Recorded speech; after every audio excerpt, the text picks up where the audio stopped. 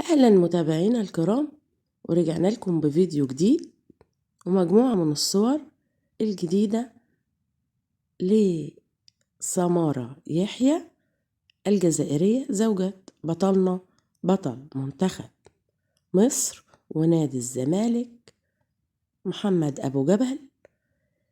سمارة ظهرت بالقفطان الجزائري في حفل زفاف إحدى أعز أصدقائها، ونشرت سمارة على الستوري الخاص بها بالإنستجرام مجموعة من الصور أثناء حفل الزفاف في وسط أصدقائها بالقفطان الجزائري، وأيضا بنيو لوك جديد ظهرت بيه سمارة خطفت به الأنظار. سمارة يحيى مش بس لها جمهور وقاعدة عريضة جدا ببلدها الجزائر، ولكن لها جمهور كبير جدا في بلدها الثاني مصر،